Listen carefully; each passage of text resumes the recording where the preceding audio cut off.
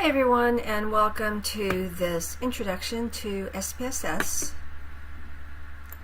I'm going to go ahead and find SPSS on my desktop. Here it is.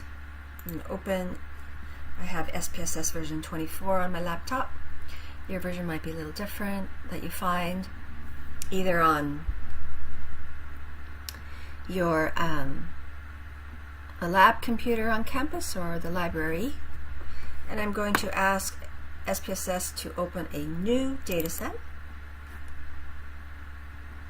Alright, and here is the data view of SPSS. It's an empty canvas for you to create your magic on.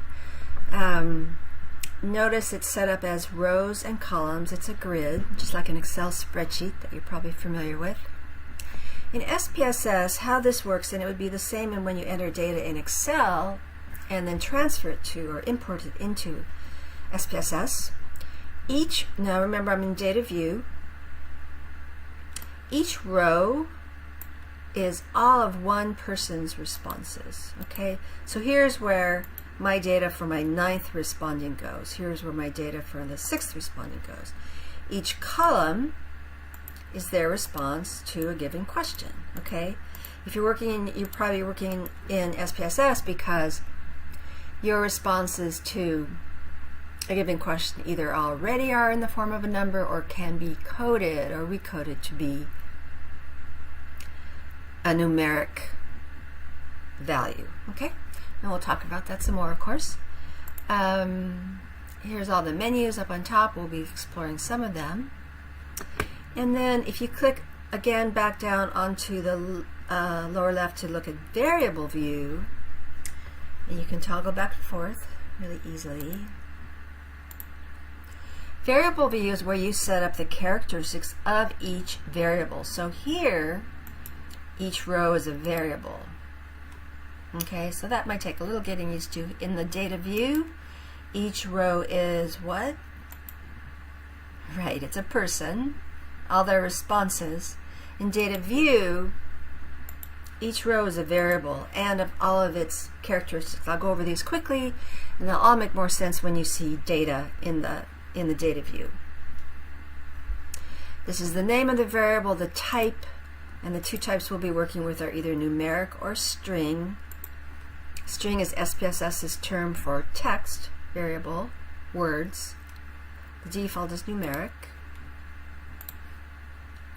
The width, and you see now SPSS is populated with some default values. So the default width of any variable, in other words, how many digits the number can contain or how many characters the number can contain, is 8. The default number of decimals is probably 2, but I've changed it to 0. I'll show you how you can change that later on. The label, the name of the variable is over here, but the variable, and notice you can stretch out any of these cells by hovering over the vertical bar, just dragging out. Okay. The label is I guess it would be like this, huh? Is my puppy's name. Alas, I don't really have a puppy right now, but the values, we'll talk about them a lot more, but if we had another variable such as gender, and it's gender of puppy, I might click on here on that happened fast, let me do that again. Hover over this ... box. It opens up this dialog box. I'll say 1 is a female puppy and 2 is a male puppy. I'm doing this fast. I'll do it slower later on. And so in other words, what the values component of a variable view does is tells the program what each numeric value stands for. Okay, this will make more sense as you work with it. Missing, let's not worry about that. This is if you want SPSS to handle the missing data in any particular way. We'll go with the default, which is that if there's a question that someone didn't answer, their cell for that question will simply be blank. There's actually a little tiny dot in it if you look closely, a little period. And the default is for any person that has missing data for a question is simply excluded from the analysis of that question. Okay? And then columns, these two, columns and align, have to do with how the data looks to you in data view. This is how many columns will show, so it can actually be less than the number of columns that the variable contains, if you want. And this is how the data is aligned, and I tend to like variables to be centered in the cell, and you can play with this and see which one you prefer. There's no measure type yet because I haven't entered any data, so let's come back to that. And let's go back now and get rid of this variable. These are just play variables, so I'm going to show you how to get rid of them. Highlight the rows in variable view, go up to edit, and clear or delete, and they're gone. So now I'm back to my empty canvas.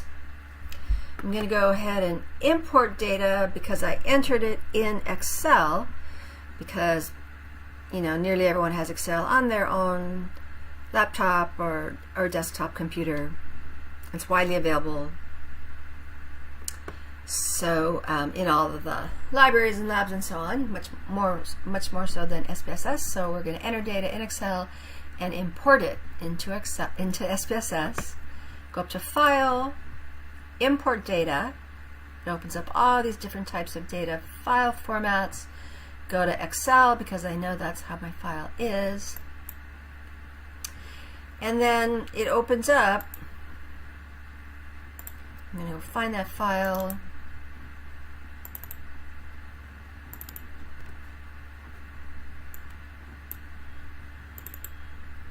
And there it is. It's called Week 13 SPS Data File. I simply double click on it to open it. And SPSS, in just a couple of seconds, shows you this dialog box, which is basically asking you, have I done this right? Have I interpreted your rows and columns correctly? Okay? So you'll see that the default is to read the variable names from the first row of data. So be sure in Excel, when you set up your rows and columns, that each of your column has in its very first row the name of the variable. And this can be as simple, if you want, at first anyway, to just be Q1, Q2, Q3, and so on for question 1, question 2. Or in this case, in my Excel file, before I imported it, I had actually entered in that along the very first row, across the very first row, the names of the variables. Okay, so it reads those. If I unclicked this, they'd be gone. See that? But let's take advantage, right, of the fact that I have them there. And then remember I said that SPSS had not determined the data type yet of any variables because it didn't have any data to do that.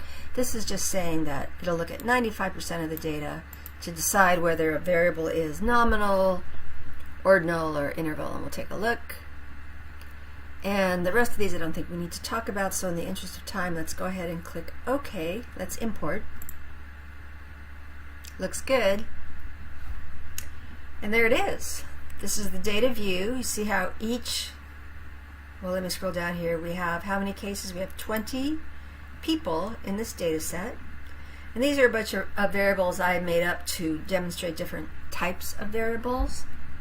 Okay. And we'll take a look at them in variable view in just a moment.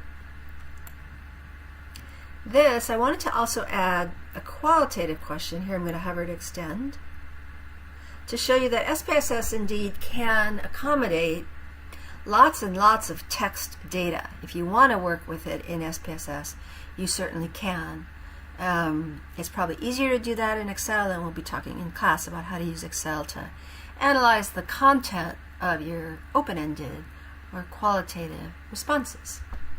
All right, so let's click on variable view and take a look at how SPSS has defined our variables so far.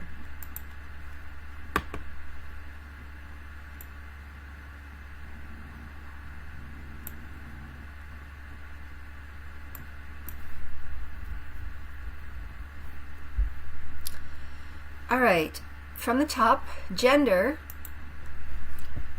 therapy, pet preference. These are my variable names, right, that came in directly from Excel. So now you'll see that SPSS recognized that all of them were numeric except for the last one. You'll see that I'm guessing that this width for the qualitative question, that's what I called it. Remember, I'm going to put a little underscore here. They probably noticed how many characters were actually in the value that I had typed in, and they went, well, that's 137 characters. But I don't know what the limit is. It's high. Let's go with 555. Okay. Then I'm going to go through and label, or think of this as explaining what each of these variables is.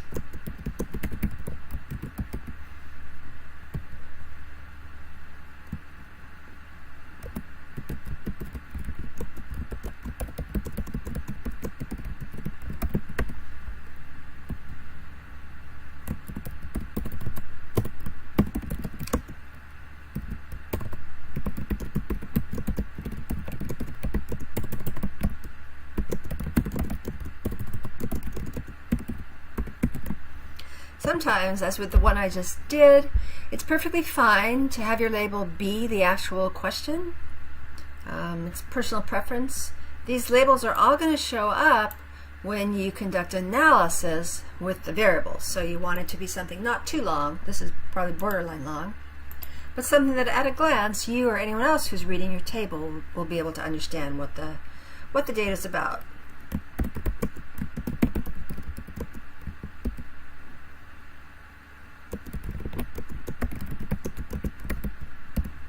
I'll make this a question instead. And I want to show you also, if you have a series of questions that ask a similar thing, you can actually right-click on here, copy, paste. I'm going to paste again. And then I just go in here and change the one word that needs to change.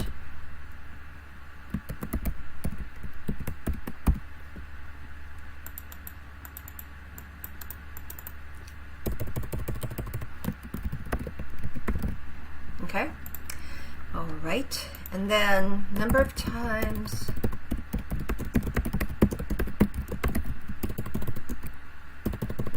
I don't need the word person. I'm going to leave that out. Number of times thinks about working somewhere else.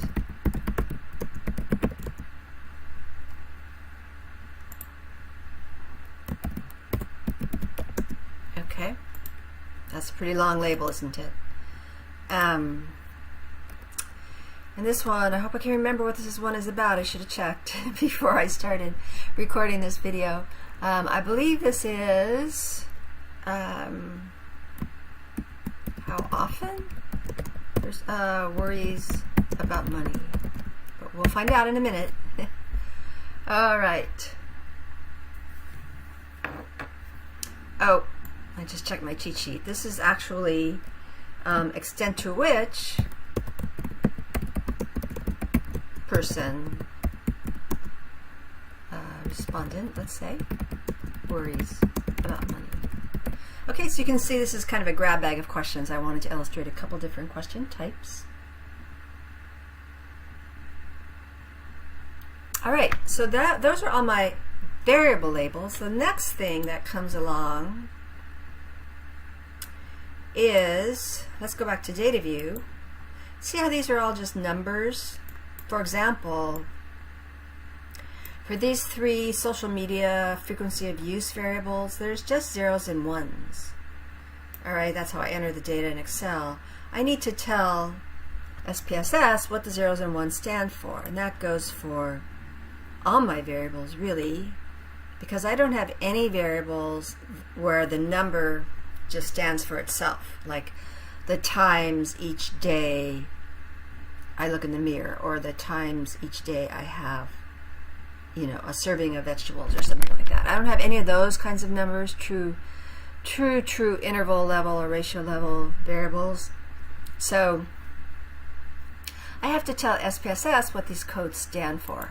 Those are called value labels.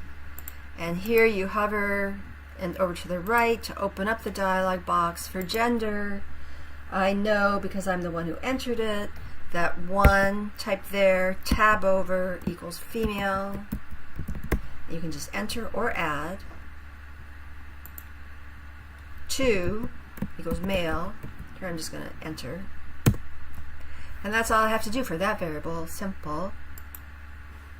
Next one, therapy pet preference. I know, because I'm the one who set up my data, right, that 1 is when people said that cat is their preferred pet therapist.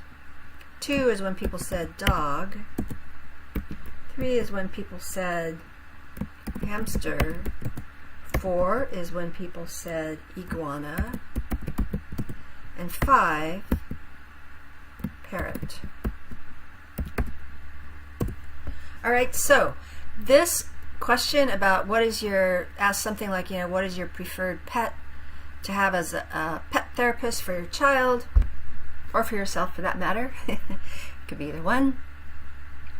And it was truly a multiple choice question, multiple choice in the sense that there was one answer that the person endorsed or gave you, okay? And I entered that data as 1s, 2s, 3s, 4s, and 5s.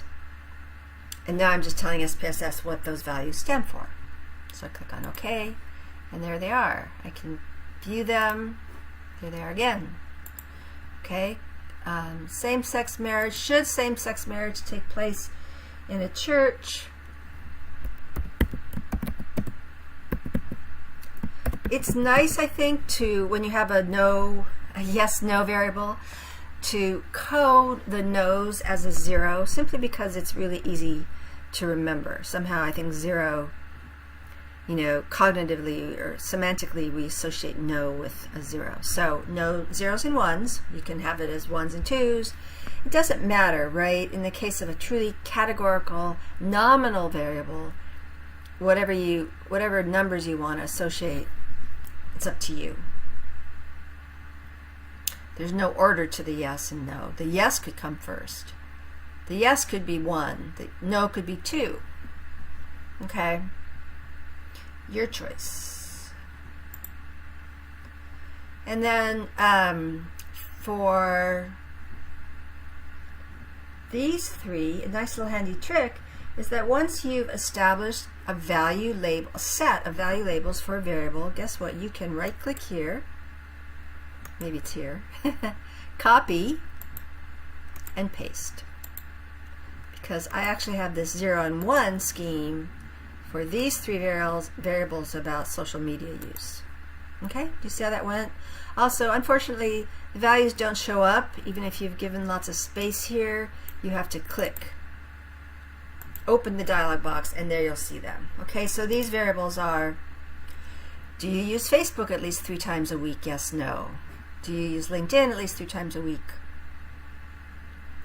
I should say no, yes, now I guess. And use Instagram at least 3 times a week? No, yes. Okay?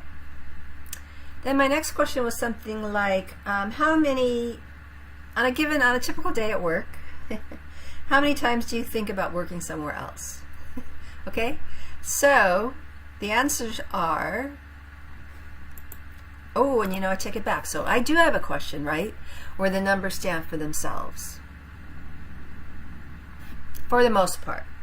So I don't need to, and I say for the most part because I'll show you how this variable looks. And if I want to, I can go back to the data view by clicking on data view, or I can click on that variable by its, in the blue column, by its variable number. So times work elsewhere, click on 7, double click, and here's the values, sorry. Important to get those terms correct, right? So here are the values for that variable. And you'll see the possible answers were 0 through 6. And 6 actually equaled 6 or more. So I'm going to stick with just letting the numbers stand for themselves, so 6 will just be 6. Okay? But if you wanted to, you'd label 1 equals 1, 2 equals 2, 3 equals 3, 4 equals 4, 5 equals 5, and 6 equals 6 or more. Okay? So you can practice with that if you'd like. And then money worry, this is a Likert scale question that asks participants, I have to look at my notes.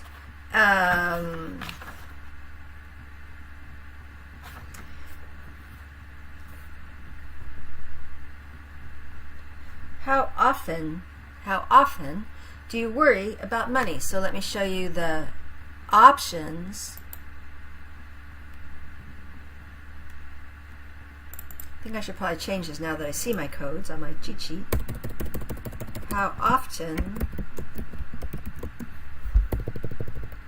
So you want your variable label to be in the same metric as your question was. So I'm fixing that. Okay, and here's my values. 1 was never or hardly ever.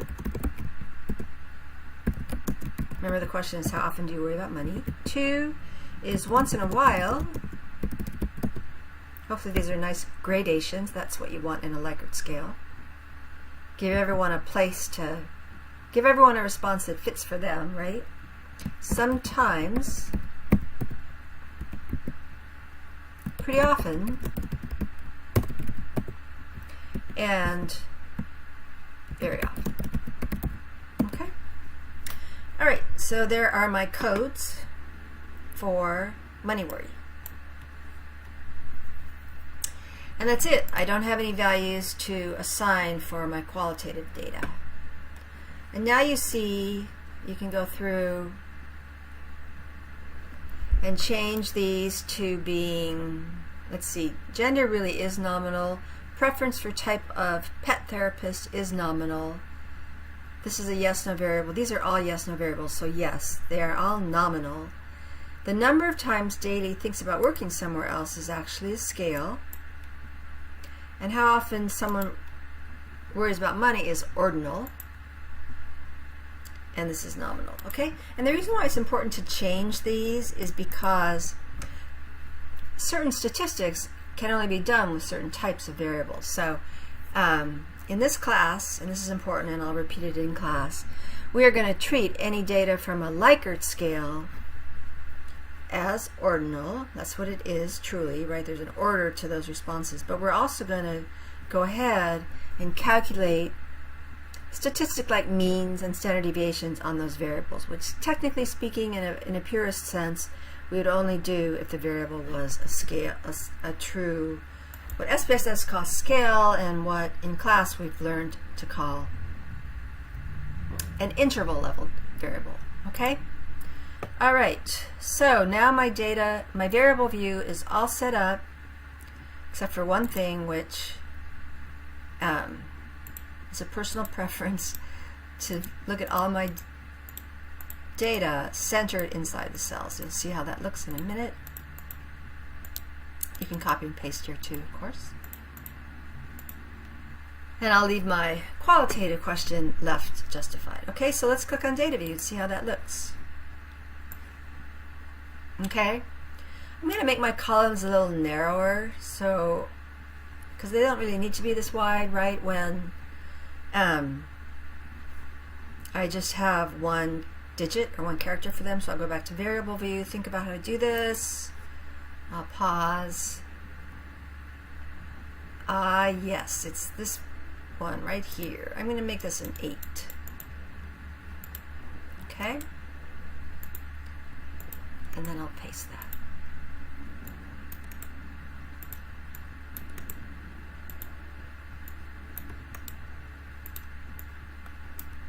Oops, not that one. Whoops, that didn't work.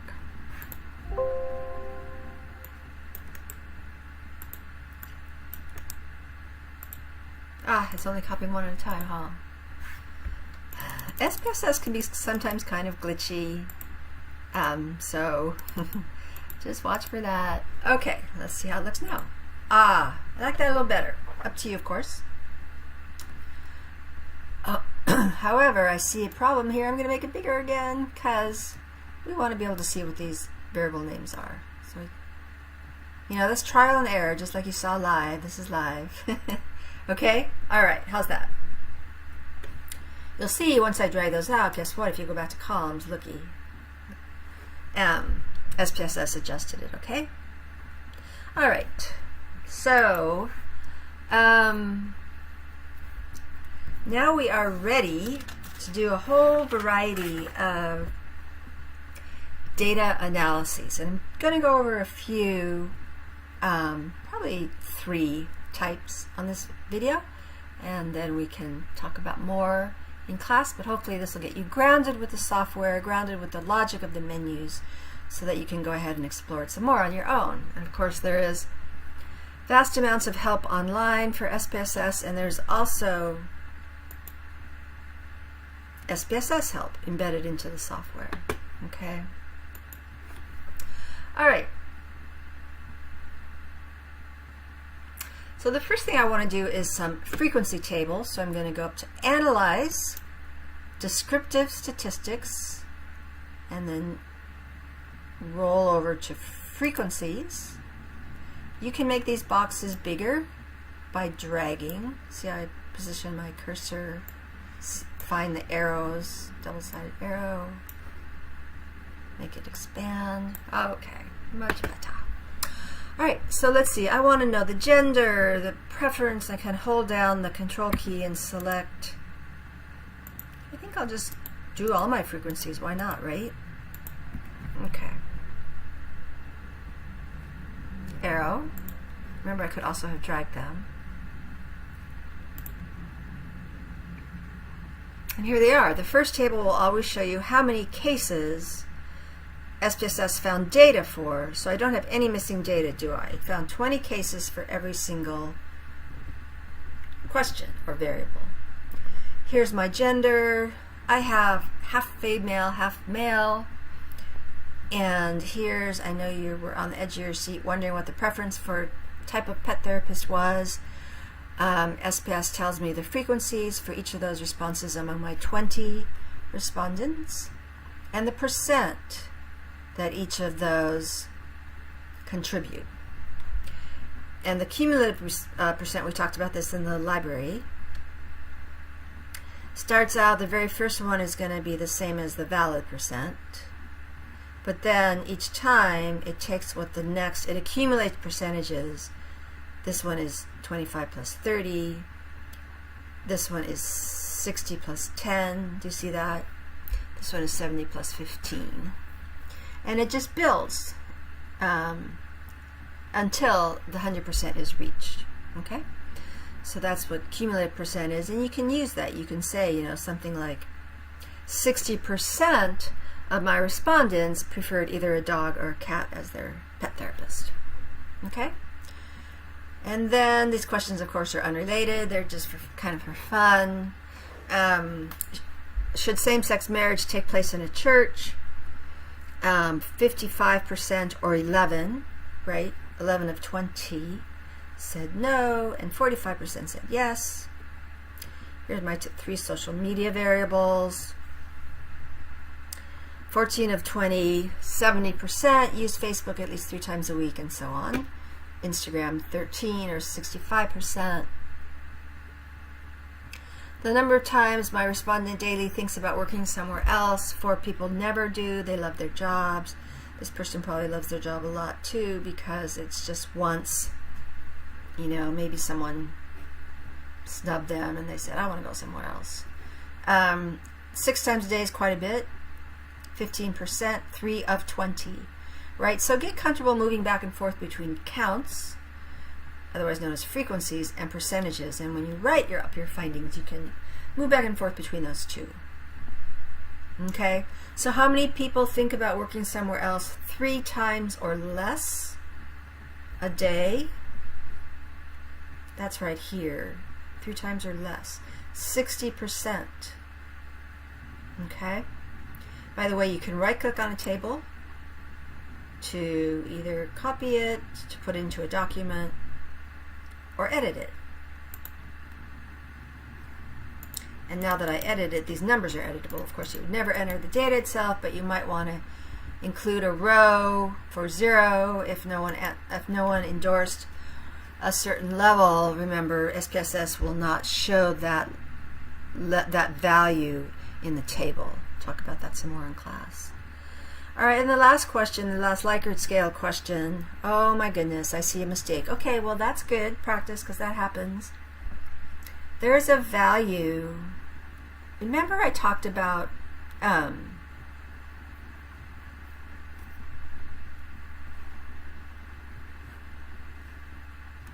let me go back. Instead of talking about it, let me show you why this happened. So here's my values. Never was one possibility, but no one endorsed that. There's no one who never worries about money, so that value doesn't show up. So when I finalize a table for a report, I want to add that value, either by editing in SPSS or editing it when it's in Excel. Okay, so that's important. But let's go back to the data and see why there's a 6. So something was a value of 6 that didn't get coded. So to my data view. Okay, you see that 6 up there? When I set up my values, my codes, my value labels, I didn't explain what 6 was. Big mistake, right? It happens. Let's go back. 6 was not sure. Okay, I'm going to add that. Click OK. I'm going to redo just that one. I'm going to click on Reset to get all these back over. And I'm going to drag over just this one and see if I fixed it. Okay? All right. So actually, I'm kind of glad that happened because in real life it does happen, and that was the fix for that one. Sometimes it takes a little longer to figure out why an inconsistent, why there's a value that you haven't coded, but in this case that was the fix. Okay? All right. And while we're on that variable, why don't I go ahead and show you something I think that's going to come up for almost all of you. In a Likert scale, I have recommended in class that you can include something like not sure or neutral. And if it's neutral, it goes in the very middle of the scale.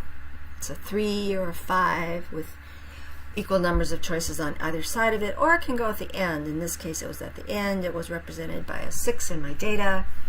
And it's the not sure kind of, I just can't answer this question. You want to give people a chance to kind of opt out. Okay? However, and here's the important part, when you analyze your data and calculate means and standard deviations on this kind of variable, which we are going to go ahead and do, you don't want that not sure person to have the highest score. Remember, they were a 6. So let's go ahead and create a new variable for this question that excludes anyone who had a value that we don't want to include. Okay, so this is more advanced SPSS stuff, but it is probably something you're all going to need to do with your data. All right, so transform, recode into different variable. Okay, so we're going to, it's called a recode because I'm going to take the codes that I have established for one variable and kind of override them or recode them. Okay, and it's always going to be into a different variable because I never want to lose, important, I don't want to lose the original variable. I always want a record of what that looks like. So it's very rare that you recode into the same variable, probably never for this project, but I'm going to recode into different variable. I select my variable. It's how often respondent worries about money. I'm going to call it R for recode underscore, let's see, what's my money worry.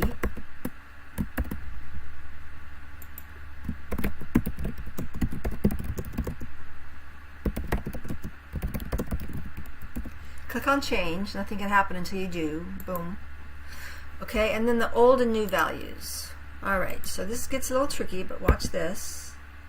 1, and then you can click here and enter a 1, right? Because that's not going to change. 2, that's not going to change either.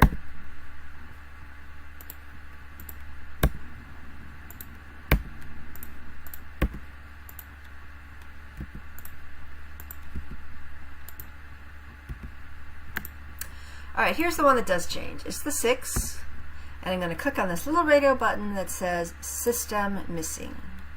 Add, and that's what it looks like. SysMiss is SPSS jargon for missing data, because in this case, because I want to be able to calculate a mean on this variable, and I'll do that in a minute, I don't want the person who said 6 to represent the highest score. I want them to be excluded from the analysis. So given that I have 20 people in all in my data set and one person who said they were not sure about this question, my number of respondents for this question is going to be how many? Yeah, 19. Okay, so continue.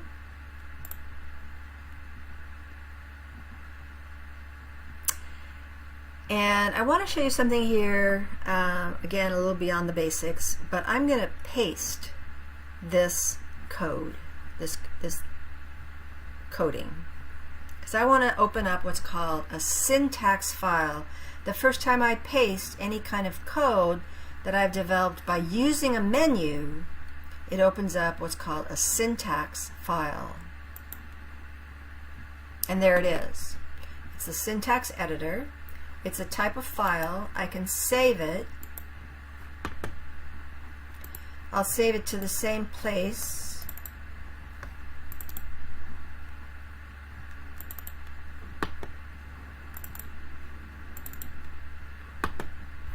Okay. Whoops. All right. All right, the nice thing about creating a syntax file and saving it is that if you ever wonder again how to do something, you can copy. Maybe you have to do the same kind of this coding for a different variable, where you replace this variable name and this variable name and the description, but you'd have this, and that's what you want. Okay, so it's a record of everything you've done, and you can use it again,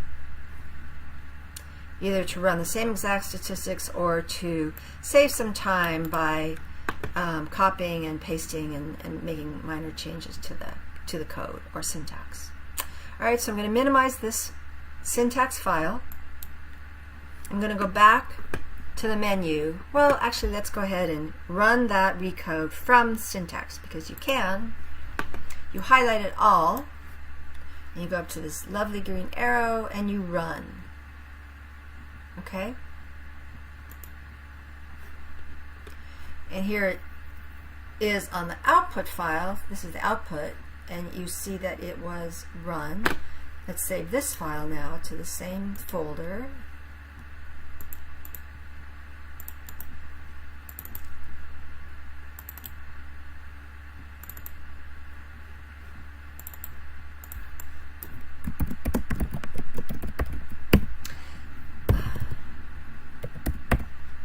Okay, this is an output file or a .spv file. Save. Okay.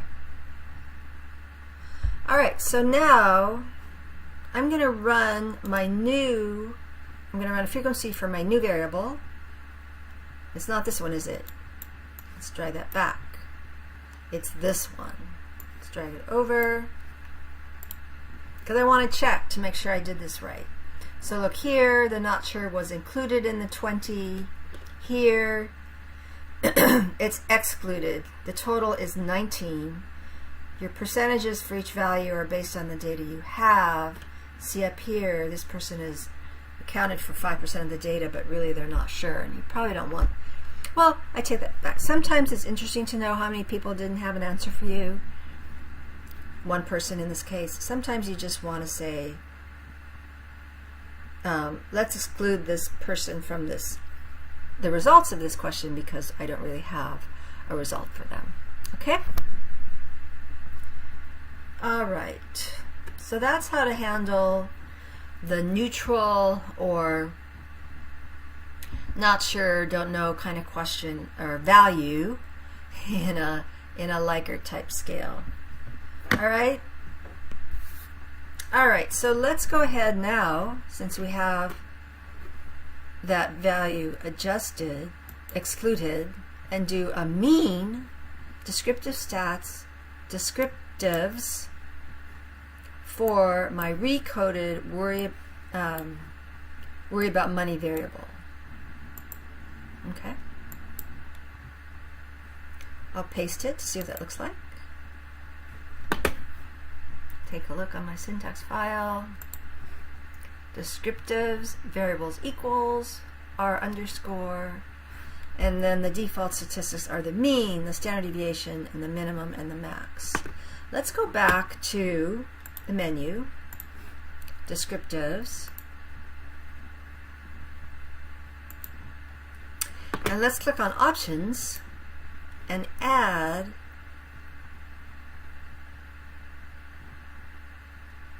the range. Okay. If you want a median, by the way, or a mode for a variable, this is one of the quirks of SPSS. That will not show up here, but it will show up for a frequency table. So if you want a median and mode, you have to do that through the frequency command. All right, say OK. 19 people, right? The range was 3. It went from 2 to 5. Min and max. The mean was a 3.3, almost 3.5, and the standard deviation was a 1. Okay? So you can interpret that in your results section. You can say, you know, the average value for worrying about money was a 3, and the 3, you look back on your codes, is sometimes. So people tend to worry about money sometimes. All right? That's the mean. That's the balancing number that people are either to the left or the right of, or right on in this case. Okay? All right, so I think that is going to be all that I cover in this video, but let's review what this video has covered. First of all, the types of files, right? So there's a data file, a syntax file that you can either open or that opens automatically the first time you paste code, and the output. Okay, so types of files, data view and variable view, and then going through and labeling all of your variable names, going through and assigning codes for all of your variables that need them, making sure the variables are the right type of variable, running frequencies, running descriptives, means and standard deviations, recoding into a different variable to get rid of the not sures or the neutrals in a Likert scale, or another reason perhaps, but that's the main one you're going to encounter for this project. And then, you know, I just remembered I wanted to show one more thing, which we did in the library classroom, but I wanted to emphasize that any data set should have a participant ID, and mine doesn't yet. So I'm going to go up to transform, compute, variable. I'm going to name it. Remember, variable names cannot have spaces between them, so make use of periods and underscores to make your variable names readable. And remember this, whoops, get rid of that. I accidentally clicked on it. Remember that $, case, num. This is the SPSS code for creating a sequential number that starts with 1 and goes as high as the number of rows or number of respondents in your data file. Okay, I'm just going to click OK. I could paste it into my syntax file. I'd have it. Actually, that's a good idea, right? Because that code is hard to remember. So let's see what that looks like. That's it. Okay, so I'm going to save this. So next time when I forgot how to do that, I can just use this code. I'll run it from here. I'll go back to my data to make sure it happened. Where is it? Well, it's at the end, right?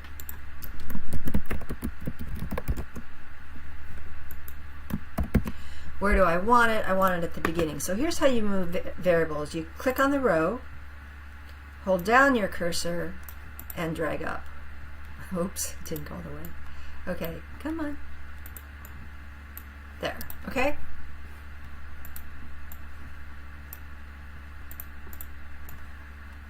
You'll see the lines, okay?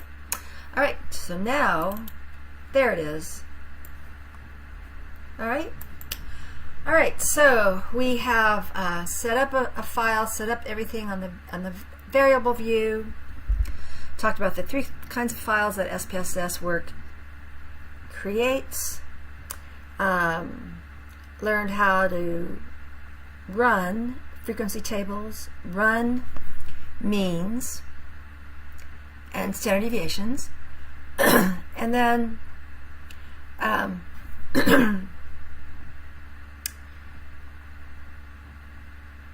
in class, actually I'll show one more thing because I think you're all going to probably want to do that, and that is the cross-tab. So cross-tabulation involves 2 categorical variables. You go up to Analyze, it's a descriptive stat, and it's right in the middle of all those possibilities. I'm losing my voice. So I click on that, make this much wider, and I want to cross gender, but I'm going to put that as my column variable. I'm interested in whether or not men and women differ in the extent to which they think same-sex marriages should take place in churches. So I'm going to have that be my row variable, have gender be my column variable, and I'm going to request, by clicking on statistics, a chi-square test of statistical significance, and we'll talk some more about that. Okay, I also want to request in my cells column percentages. So you'll get used to thinking about whether or not you want a column percent based on how, it's all relative to how you set up your rows and columns in your crosstab. But I think this is column percents that I want to see, not rows and totals, because that's just too much information in the table right now. And say, okay. And there it is. Okay, so you'll see that overall 55% said no and 45% said yes. It's okay for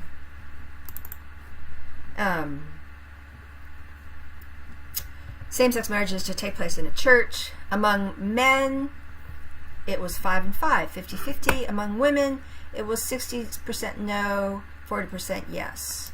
Okay, so all that was going up to Analyze, Descriptive Stats, Crosstabs, pick your variables. Should I do another one? Uses Facebook at least 3 times a week. That was a yes/no, right? Chi-square is probably still there. Cells probably still columns. Okay. All right, so 14 of the people, are 70%. Overall, use Facebook at least 3 times a week. Among men, 60% use it at least 3 times a week. Among women, 80%.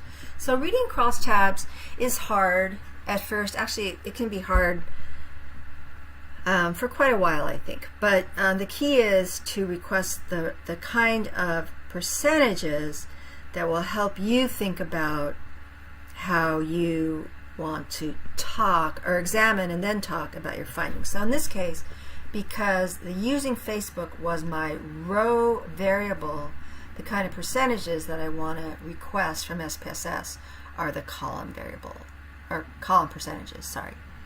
All right, so that's kind of something you have to memorize and play with a little bit. If I had requested and you can plan, I think I won't show this because it'll just kind of be too much information at this point, but if you request the row percentages, you can see what those represent as well. But the key is to getting the percentages that you want to be able to talk about.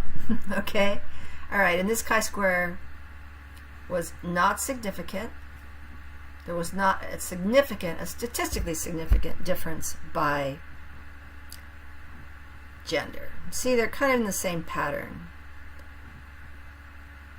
More men do than do not. More women do than do not. The difference is more noticeable in women for sure. If there was a much larger data set and these same proportions we're seeing, it probably would be statistically significant, because without sounding too much like a stats class, statistical significance is hugely dependent on sample size. And you're going to have small sample sizes, so you probably will not find any statistically significant results, but I'll be talking in class about other ways to interpret your findings. All right? So that is it. That's a long introduction to using SPSS.